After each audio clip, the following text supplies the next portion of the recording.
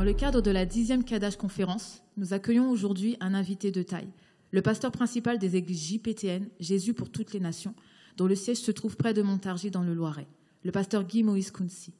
Bonjour pasteur. Bonjour. Nous avons la grâce de vous recevoir parce que vous êtes un homme qui croit au ministère de la femme. Est-ce que vous pourriez expliquer quelle est votre vision de la FCE, la femme consacrée à l'Éternel?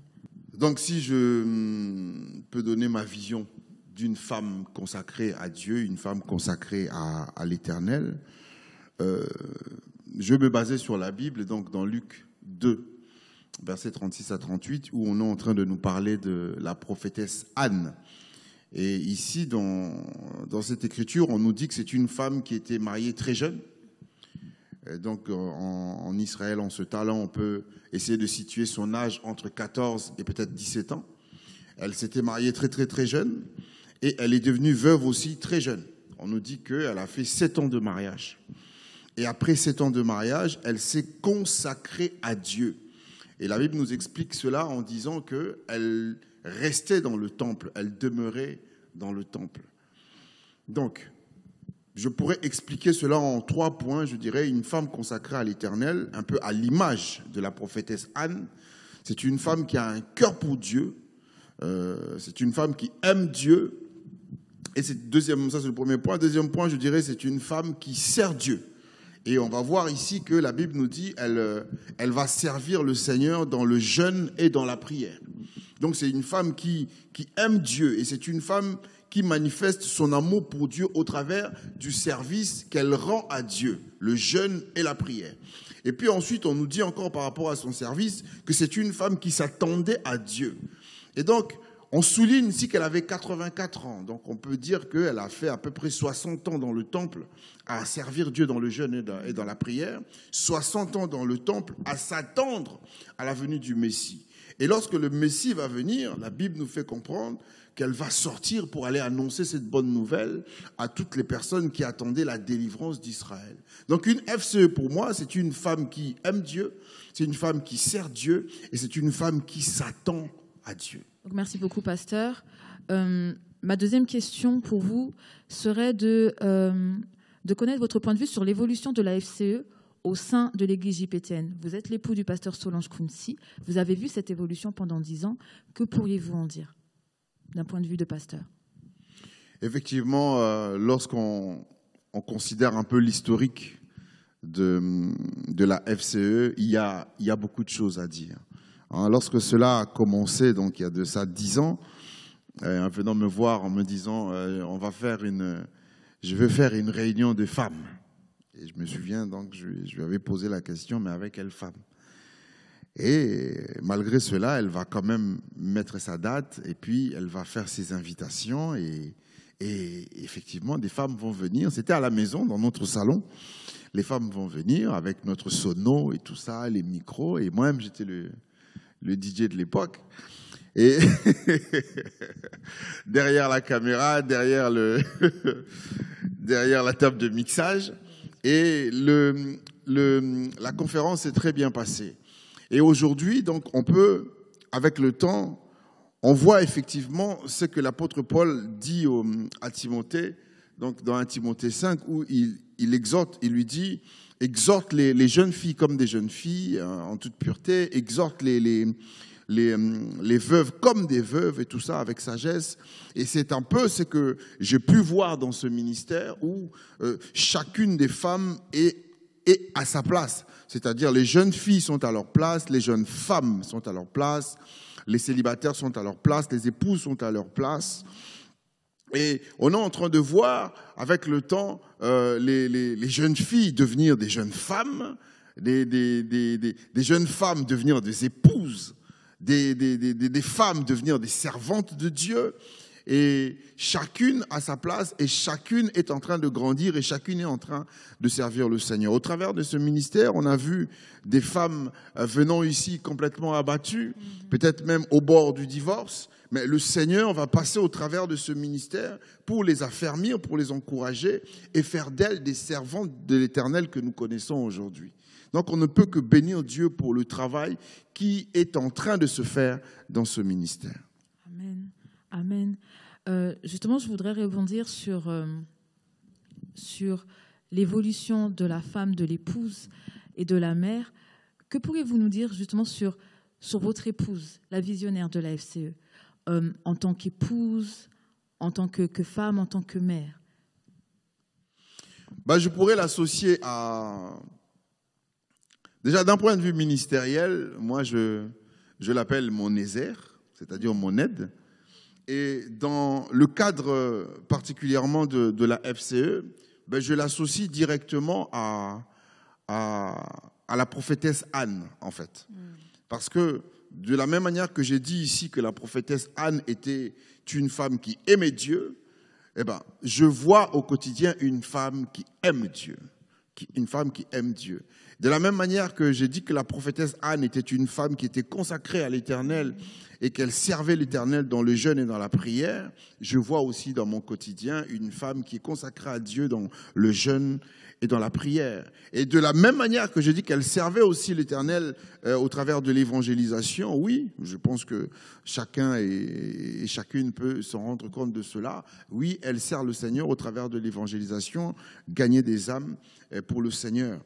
Et puis, de la même manière que j'ai dit que la prophétesse Anne était une femme qui s'attendait à Dieu, oui, c'est une femme qui s'attend à Dieu dans ses décisions, dans son engagement. C'est quelqu'un qui s'attend à Dieu. Donc, la FCE, par excellence, que je vois ici, donc cette vision qu'elle porte, c'est pas simplement une vision qu'elle porte, c'est pas simplement une étiquette, c'est une identité qu'elle porte, et c'est cette identité qu'elle communique aux femmes qui l'entourent aussi.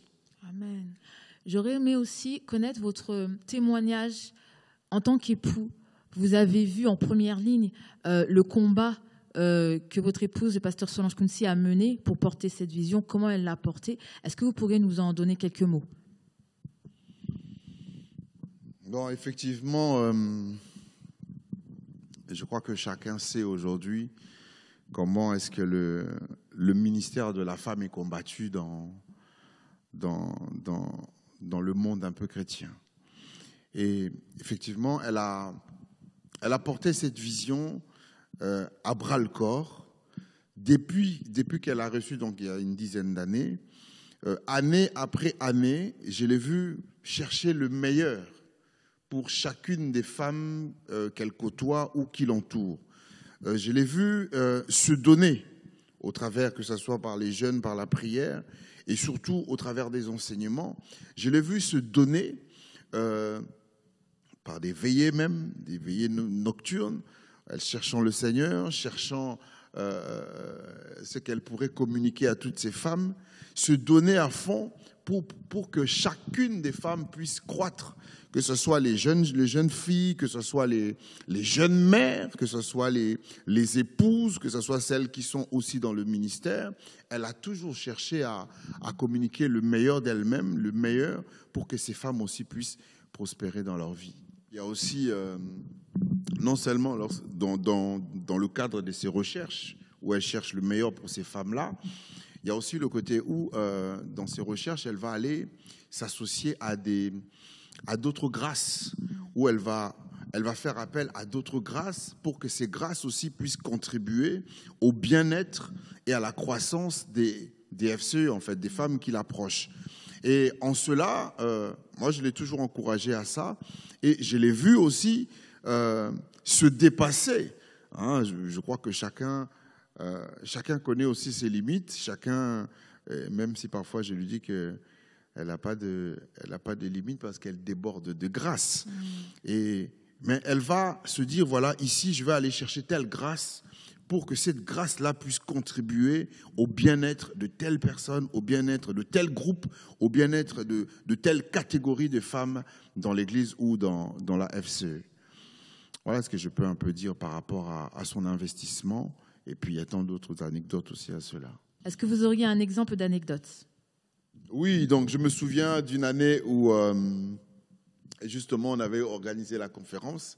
Et je pense que donc dans l'organisation, certaines femmes ou certaines personnes n'avaient pas fait ce qu'elles devaient faire pour la conférence. Et puis, le jour de la conférence, Et puis donc, je la voyais tournoyer dans tous les sens, et puis elle tournait dans tous les sens, elle tournait dans tous les sens, parce que l'heure passée, je crois que voilà, l'heure qu'on avait donnée pour la conférence, ben, les gens, personne ne venait, 1 heure après, personne ne venait. Et puis je l'ai vue partir en prière. Je ne sais pas si elle avait pris quelques personnes avec elle, je ne me souviens plus. En tout cas, elle est partie prier. Et quelques temps après, c'est comme si le Seigneur est parti appeler les gens.